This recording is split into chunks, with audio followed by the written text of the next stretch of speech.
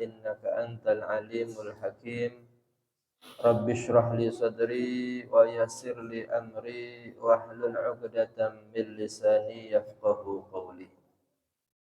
Amma ba'd, segala puji kita panjatkan kepada Allah Subhanahu wa taala.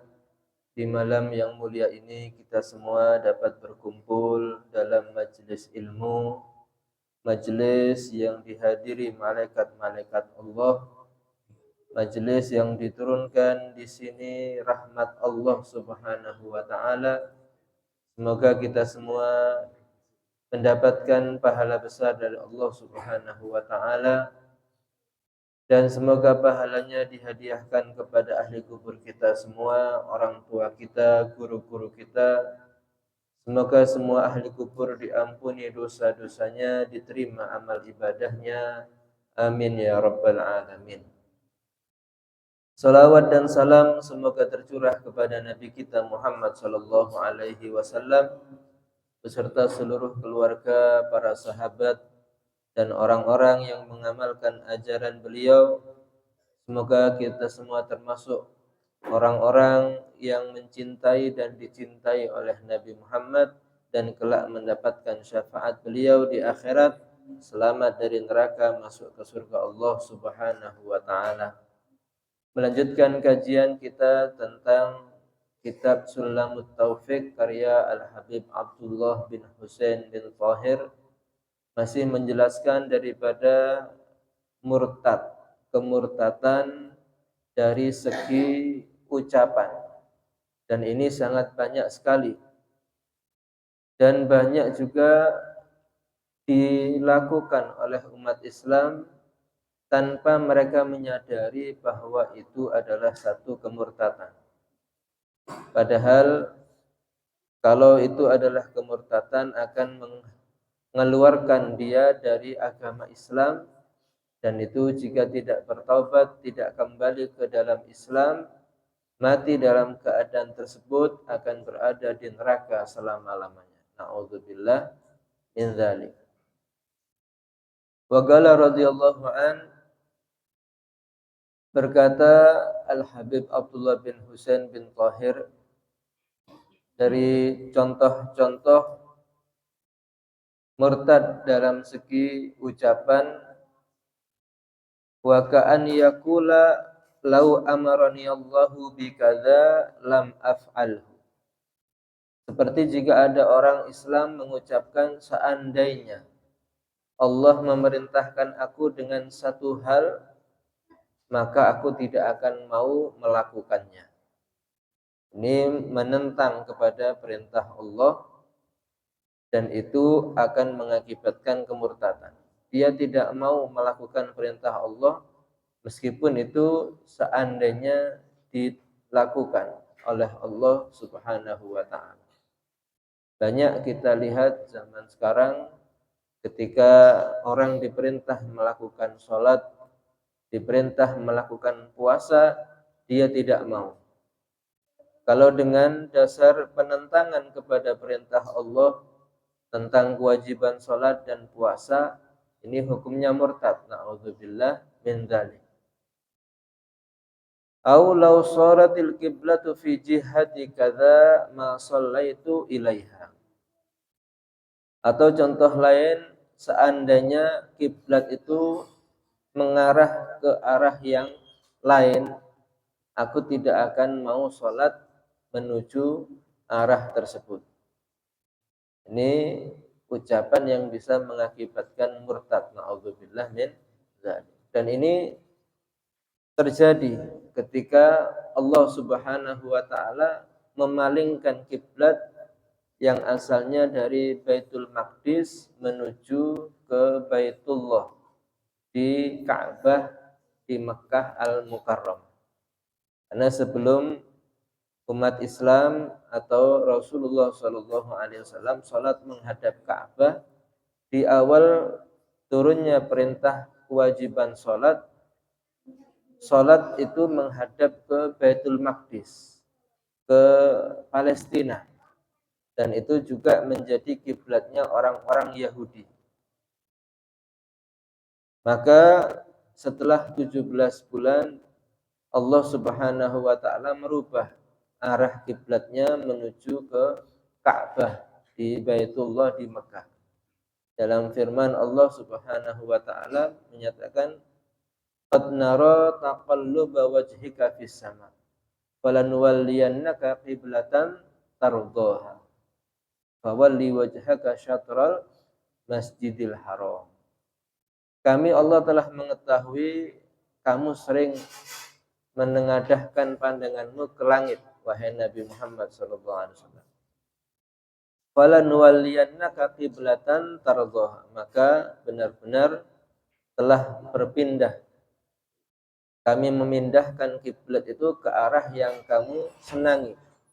Fawalli wajhaka syatral masjidil haram. Maka sekarang arahkan wajahmu di dalam salat menghadap ke Masjidil Haram. Tetapi ketika kewajiban menghadap kiblat itu berubah, orang-orang Yahudi yang asalnya gembira ketika umat Islam ikut-ikutan salat menghadap Baitul Maqdis tetapi atas perintah Allah, sekarang berubah menuju ke Baitullah.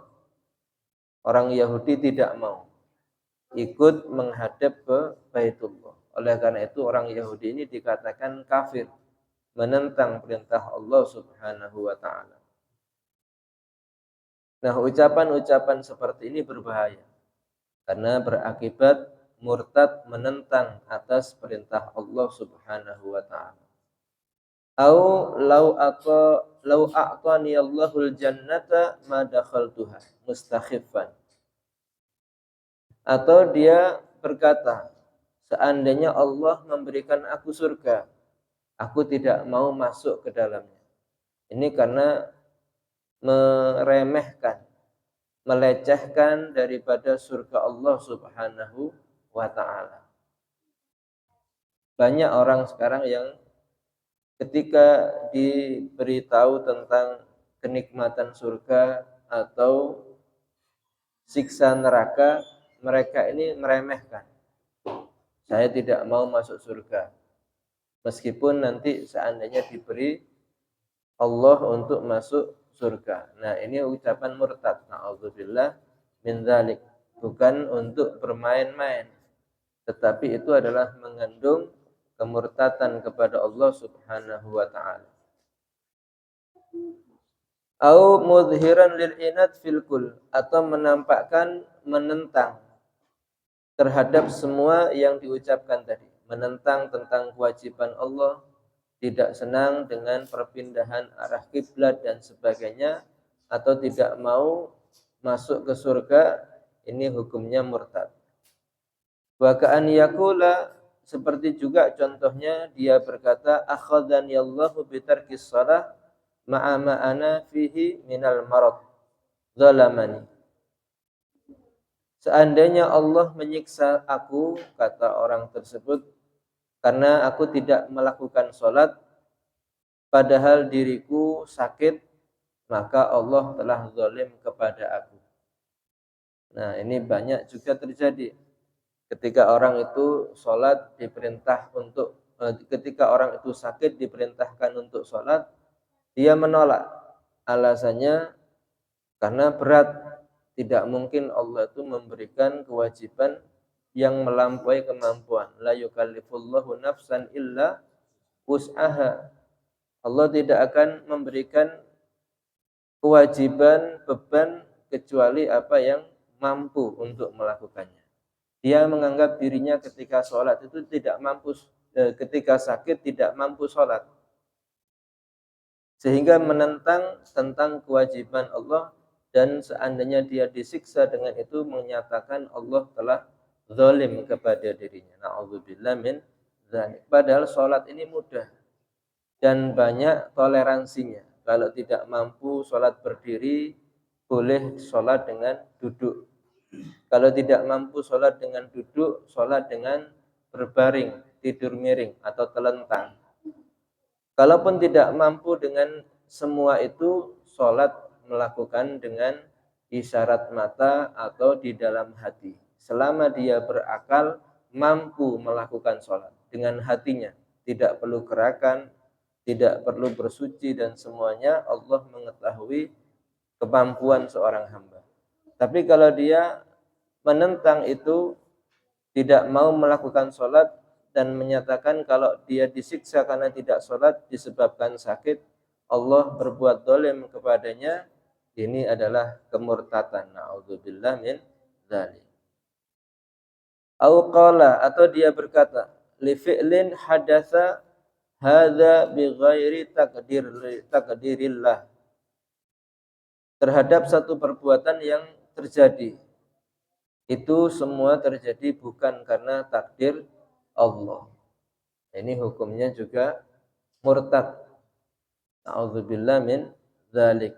Misalnya ada seseorang atau keluarganya memecahkan piring, memecahkan barang atau merusak barang atau menghilangkan sepeda motor misalnya. Dia marah besar. Tidak mungkin ini terjadi karena takdir Allah. Ini karena kecerobohan kamu. Ini adalah kamu telah melakukan hal-hal yang membuat bahaya, celaka. Nah, menafikan atau meniadakan takdir Allah itu hukumnya murtad.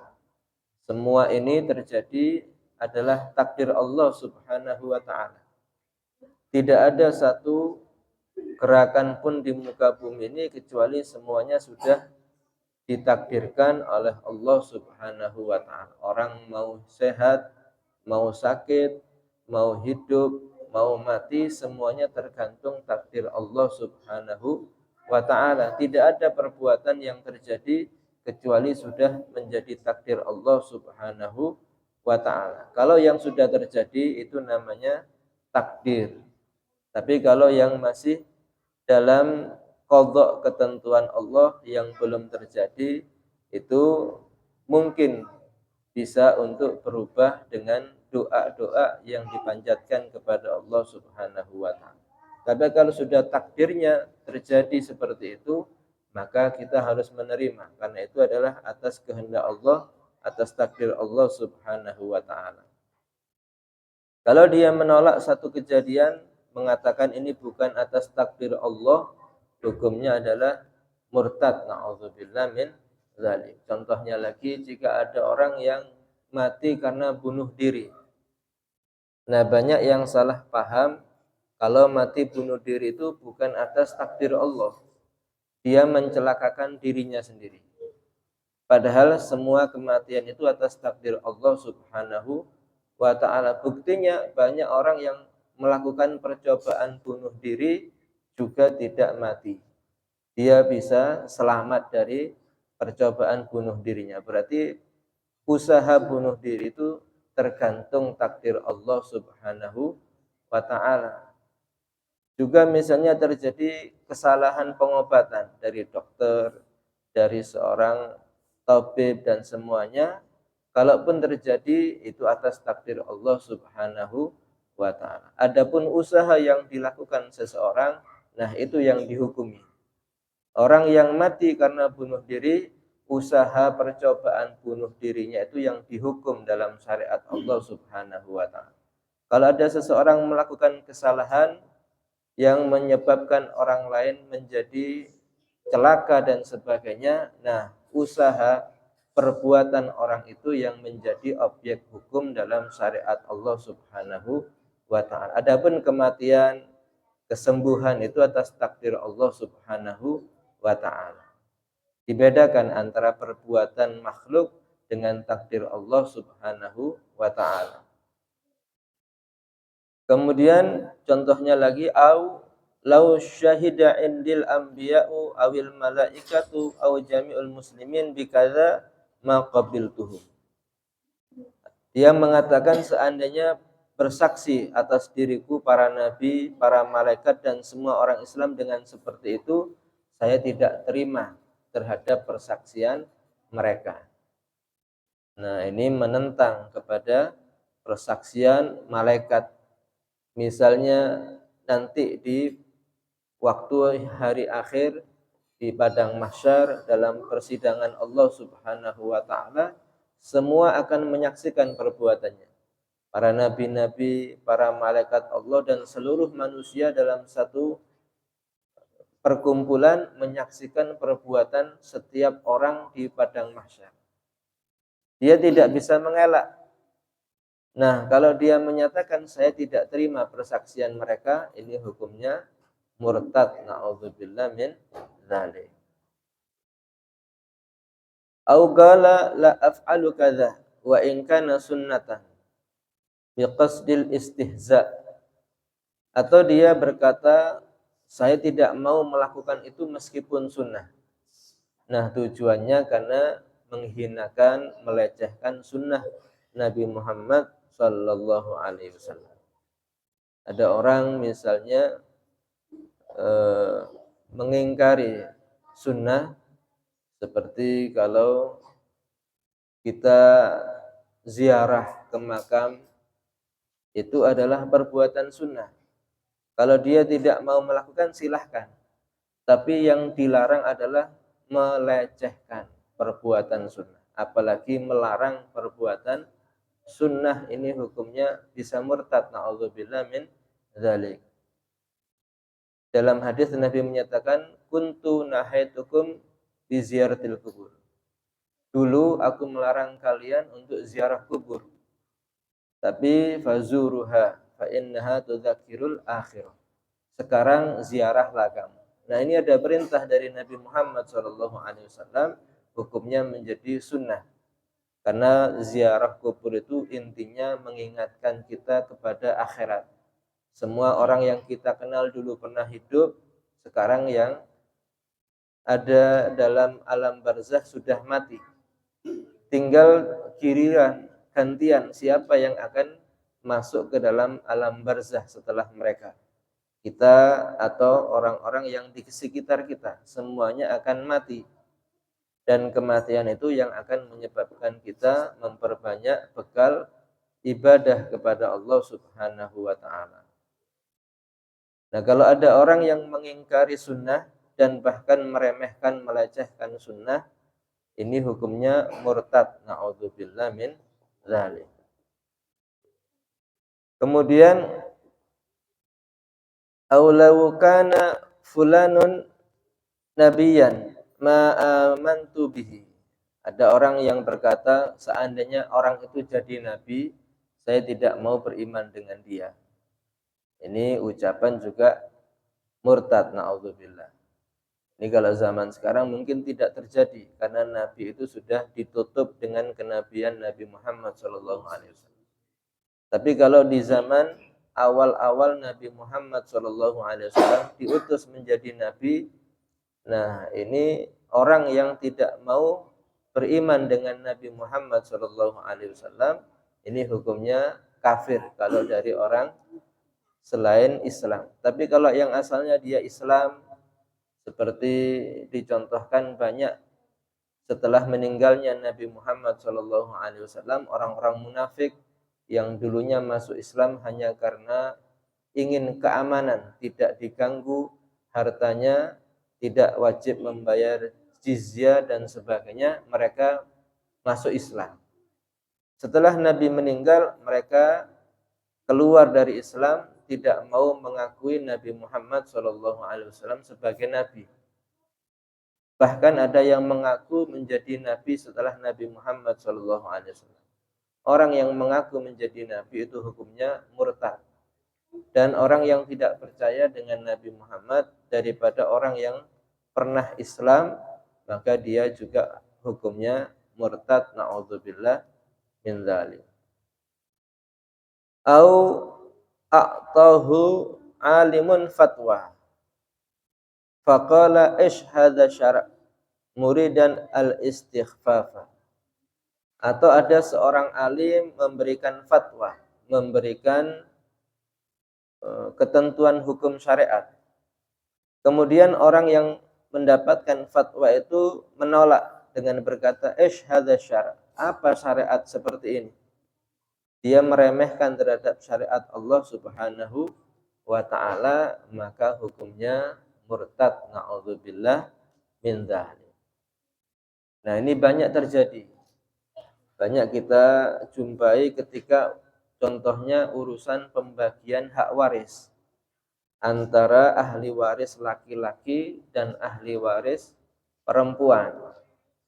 Kalau ahli waris laki-laki itu dalam syariat mendapatkan 2 bagian dari ahli waris perempuan. Dan kebanyakan setelah diberitahu seperti itu, ahli waris perempuan ini menolak. Apa syariat seperti ini? Tidak adil. Nah, mengatakan tidak adil terhadap syariat ini hukumnya murtad. Na'udzubillah min dzalik. Kalau tidak tahu, bertanya atau belajar. Jangan langsung memberikan statement jawaban. Itu jelas keliru, tidak mengerti, kemudian menjawab berkomentar. Yang benar adalah bertanya, belajar baru kemudian boleh memahami hikmahnya. Karena laki-laki itu jelas dia memiliki tanggung jawab keluarga, harus memberi nafkah anak dan istri. Dia juga kadang-kadang pekerjaannya berat dan sebagainya. Jadi butuh banyak nominal untuk memberikan kewajiban-kewajiban kepada orang-orang yang dia nafkahi. Berbeda dengan perempuan. Perempuan ini tidak punya kewajiban memberi nafkah kepada siapapun. Dia dapat uang warisan, ya diambil sendiri. Tidak menafkahi suami, tidak menafkahi anak-anak, sehingga tidak terlalu membutuhkan banyak nominal dari harta warisan. Dan ini syariat. Syariat itu sangat adil, tidak bisa dibandingkan dengan akal manusia. Oleh karena itu penentangan terhadap syariat seperti ini mengatakan apa hukum Islam ini? Hukumnya adalah murtad. Na'udzubillah min dzalik. Begitu pula tentang kewajiban menutup aurat atau yang lainnya itu bukan untuk pengengkangan.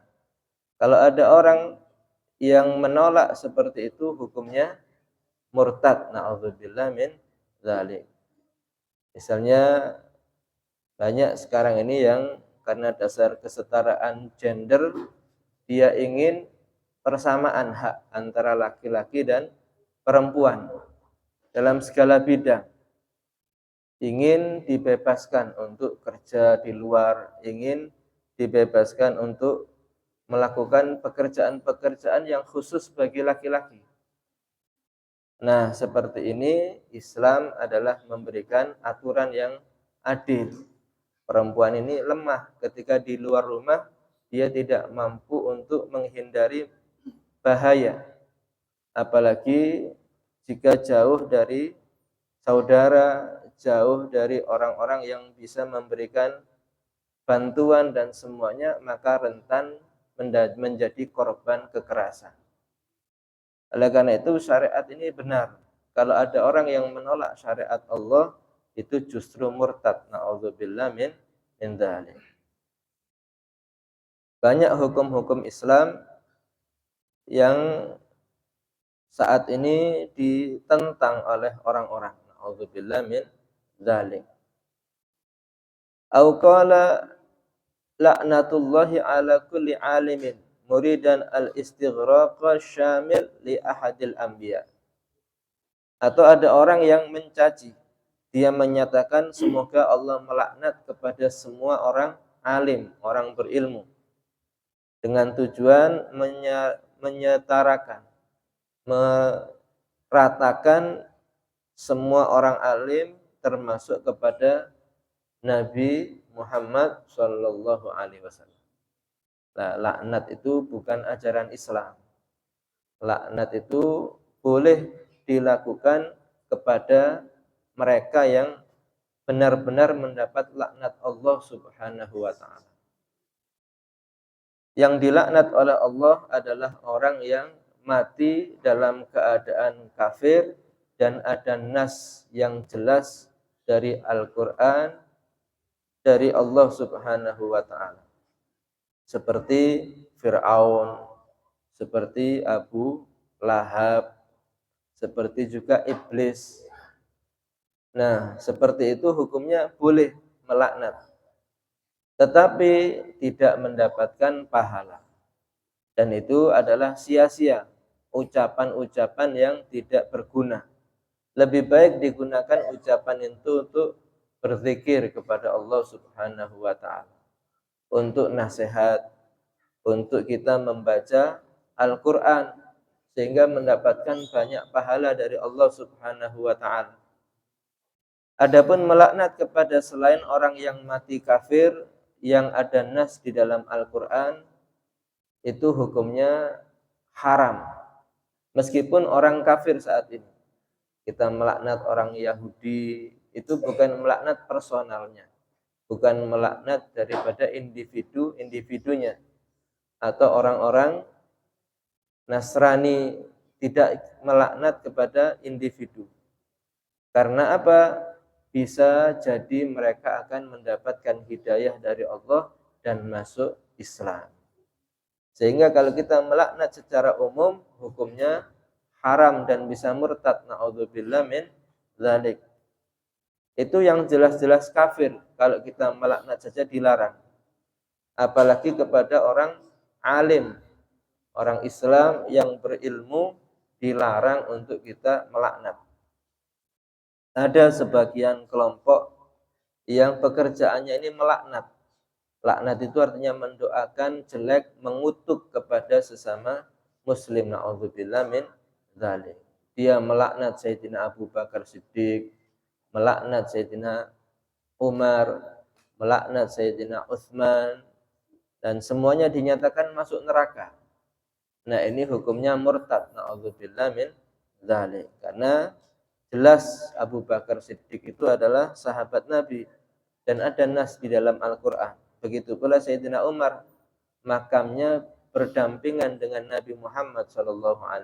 Dilarang orang Islam dan orang kafir itu berada dalam satu kompleks pemakaman.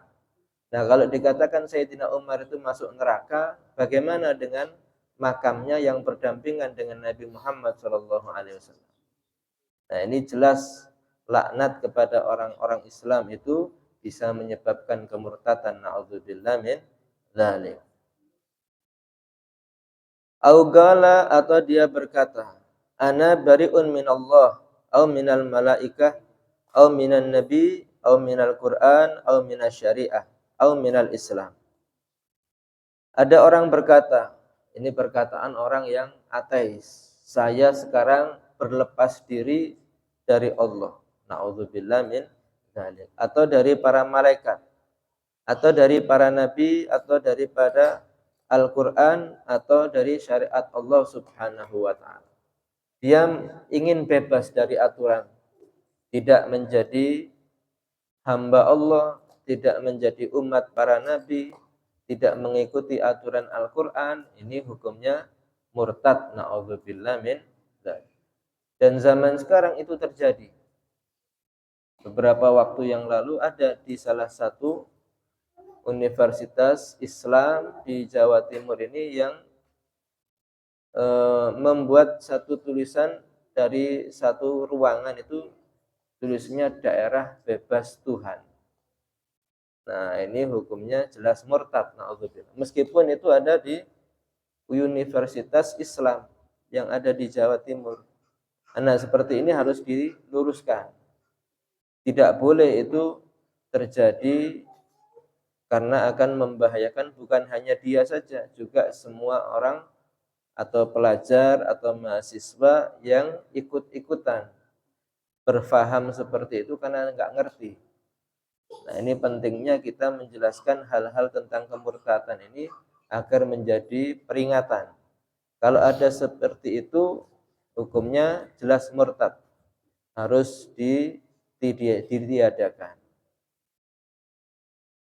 Nah, seperti na'udzubillah orang-orang yang berpaham komunis, ya, dia tidak bertuhan, atau ateis, tidak bertuhan, atau tidak mau terikat dengan syariat seperti orang Islam tapi tidak mau ikut aturan syariat Islam.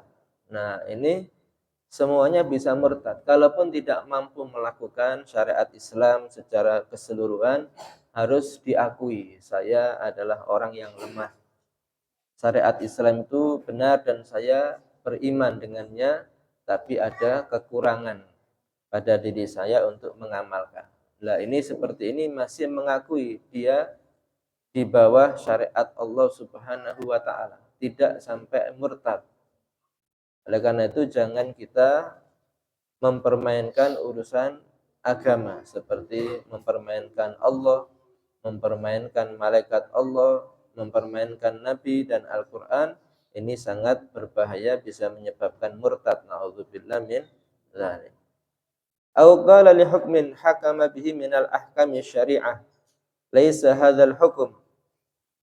Atau ada orang berkata mengomentari tentang satu rumusan hukum daripada hukum-hukum syariat Islam. Dia menyatakan ini tidak tepat hukum Islam. Nah, seperti ini hukumnya murtad kalau mengatakan hukum Islam itu tidak tepat. Karena tidak ada yang lebih tahu keadilan kecuali yang maha adil, yaitu Allah Subhanahu wa ta'ala. Contohnya banyak orang-orang itu yang membandingkan antara hukum Islam dengan hukum buatan manusia, sehingga dia tidak menerima hukum syariat Islam karena dianggap terlalu keras, ekstrim, atau di luar batas kemampuan. Contohnya hukum bagi orang yang selingkuh, berzina, tetapi sudah punya pasangan yang sah, yang resmi.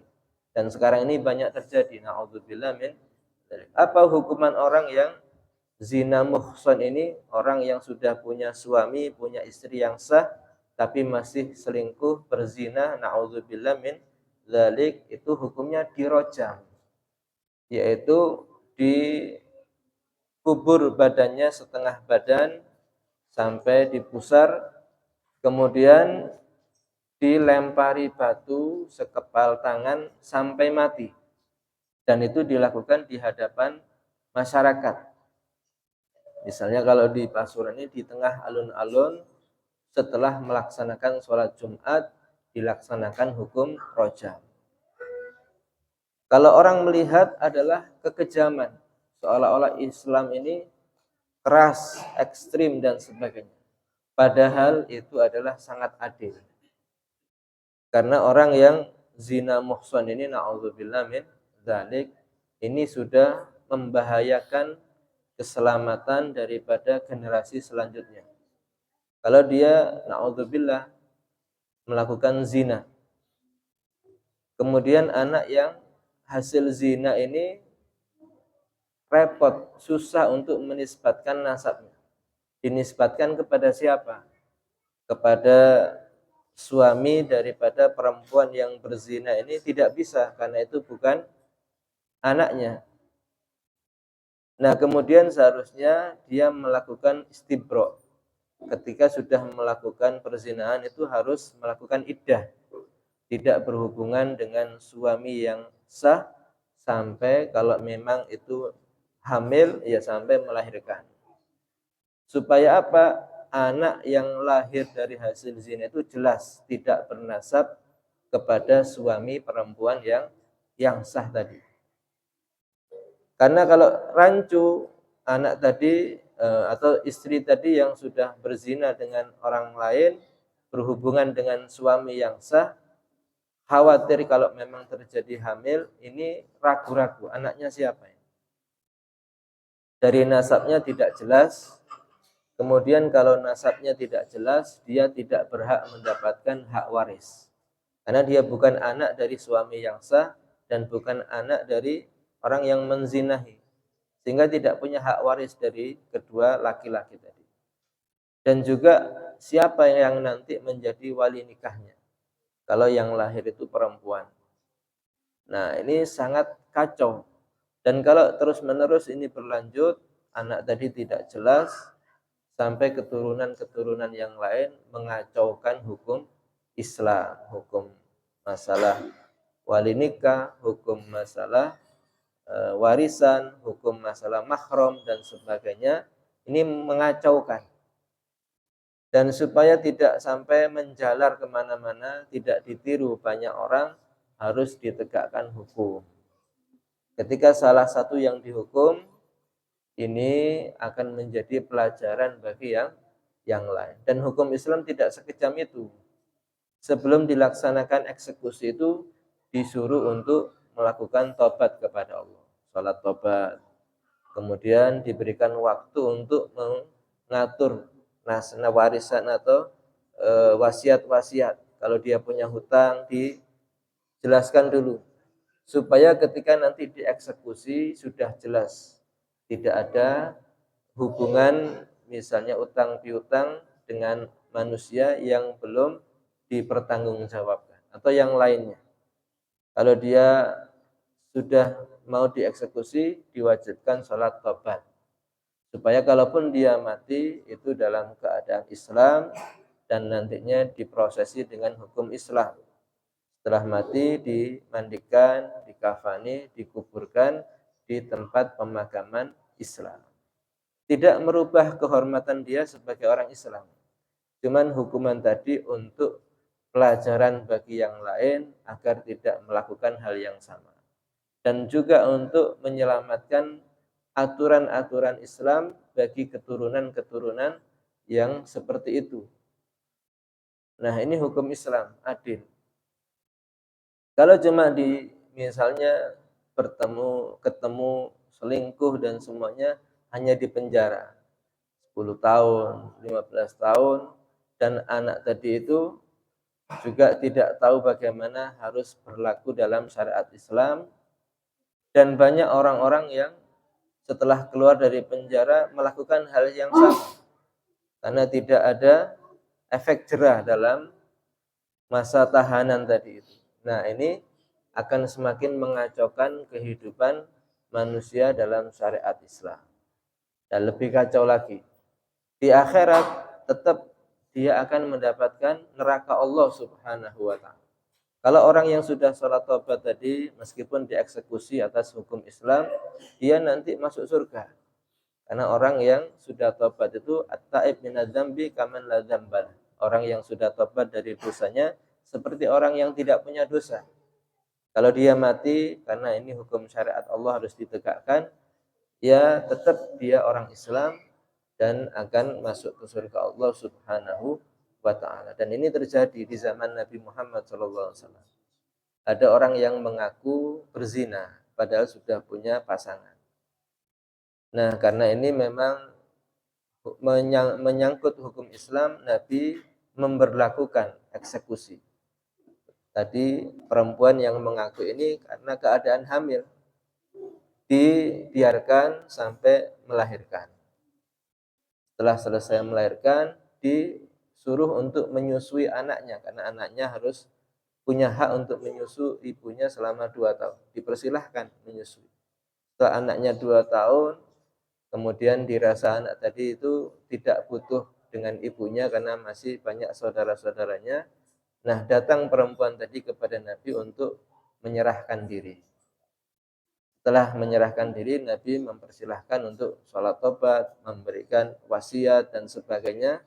Urusan-urusan dengan manusia diselesaikan. Nah, baru itu diadakan eksekusi untuk hukum rojam di tengah kota Madinah di hadapan seluruh para sahabat Nabi SAW. Nah, ketika melempar batu itu ada seorang yang mencela, mencaci. Ini perempuan jelek, perempuan rusak dan sebagainya. Maka Nabi melarang, jangan kamu caci dia. Belum tentu kamu lebih baik dari dia. Dia yang sudah taubat dari dosa, yang taat kepada syariat Allah itu kalau mati seperti itu dalam keadaan taat kepada Allah itu masuk surga. Nah, kamu yang mencaci ini meskipun sekarang kelihatan taat, belum tentu kamu ketika menjalani seperti itu akan taat kepada syariat Allah Subhanahu wa taala. Jadi tidak mesti orang yang dieksekusi secara syariat itu orang yang buruk. Tetapi juga tidak mesti orang yang bersembunyi dari perbuatan dosa itu bisa terhindar daripada hukum Allah Subhanahu wa taala. Semoga kita bisa memahami syariat ini dengan benar sehingga tidak mempermainkan hukum-hukum Allah, dan kita memahami segala hikmah yang diberikan dalam segala hukum-hukum Allah Subhanahu wa taala.